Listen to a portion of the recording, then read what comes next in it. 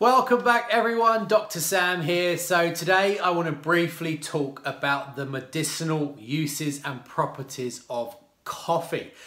And I think it's a really important one. It's a question that I'm asked an awful lot in lots of different arenas, is what's the deal with coffee? Is it a guilty pleasure? Is it a health food? Is it good for us? Is it bad for us? And I just want to provide a bit of an overview of where the current landscape lies with regards to coffee as a herbal medicine.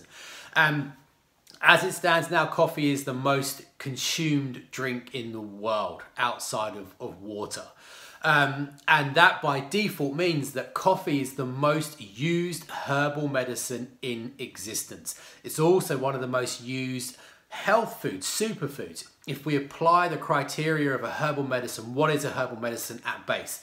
Herbal medicine is any botanical compound, anything that comes from a plant that is used with the intent of supporting health and treating illness.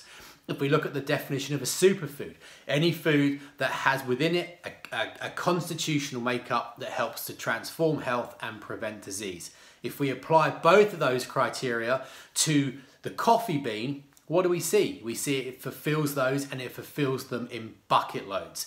And whilst there's lots of smaller areas of research and developing areas of research, what I want to talk about today is the three main areas that I think coffee is most important and most applicable and most relevant to you and I as a health food and as a herbal medicine. So if you enjoy your daily cups of coffee, if you enjoy it, it's something you really look forward to, don't let the media, don't let what's written in the press almost skew you into viewing it as a guilty pleasure in the same way you might view, a gin and tonic, or you might view a chocolate bar.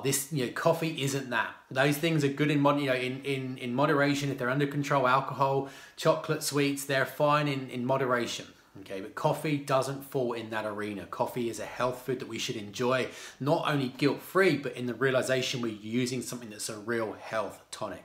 So what are these three areas? Okay, the three areas that we can use coffee as a health tonic to support health and to actually manage issues are neurological health, digestive health, and metabolic health. Okay, so firstly, and perhaps most importantly in terms of significance, there is now a very, very strong foundation of evidence to show the neuroprotective benefits of coffee consumption.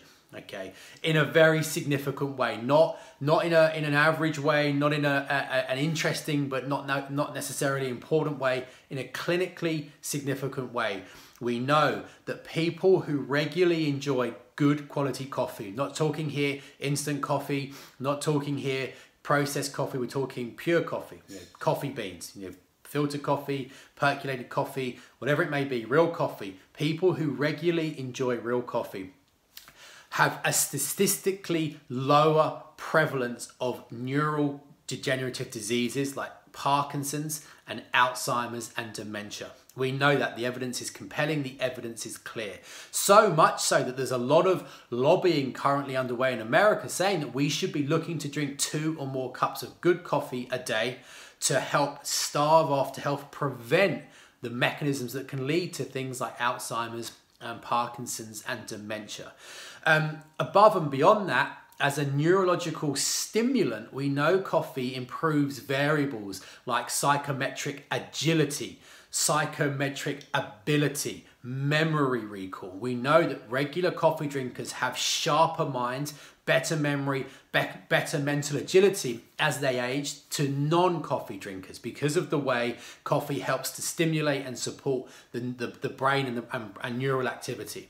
Okay, so in terms of really keeping our brain working well, in terms of reducing the risk factors for very common age-related neurological illnesses, coffee is a tonic and a medicine.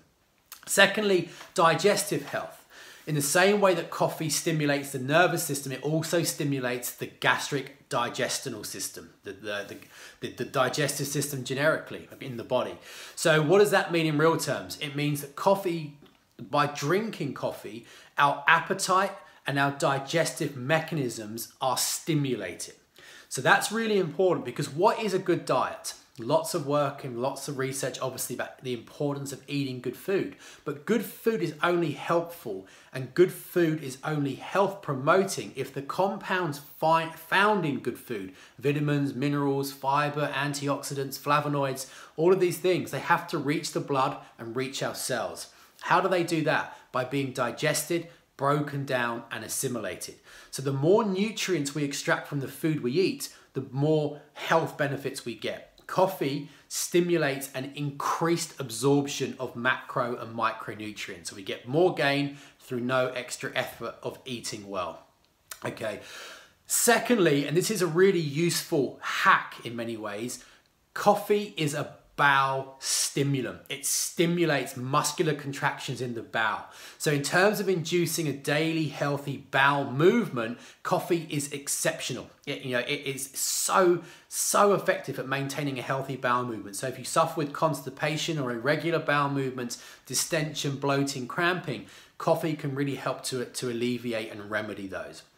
Last but not least is insulin resistance. Okay, type 2 diabetes, high blood sugar levels are one of the curses of the 21st century, responsible for so many diseases and ailments and deaths.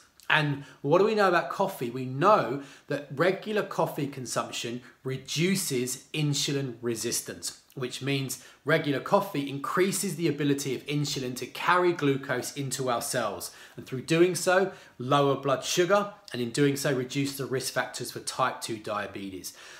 Better blood sugar levels have an impact upon things like cancer risk factors, cardiovascular risk factors, and also Alzheimer's risk factors. So this is all tied in together. So if we view it through the lens of health promotion and disease prevention, what we see is coffee is a superfood, it's a health tonic, it's a powerful herbal medicine. Ayurvedically speaking, coffee is a bitter food. Okay, it's a heating food and it's an astringing food, which means it's drying. So for those with a kapha constitution, if you have a kapha dominance, coffee is a panacea. It's a tonic. It stimulates, it energizes, it gets us going, it increases metabolic rate, it fires up, it counters the inertia and the heaviness and the sluggishness of kapha. But if you see lots more vata in you or lots more pitta in you, coffee can be overstimulating. It can cause anxiety, palpitations. So it's not a case of not having it, but just have it in moderation. And another great little tip is that if you are more vata or more pitta dominant, have your coffee, but add something like cardamom or something like a teaspoon of extra virgin coconut oil. Gives it a real creaminess and makes it more vata and pitta friendly. So a really good superfood, really important herbal medicine. If you enjoy your coffee, enjoy it guilt-free, knowing that you're supporting your health in body and mind.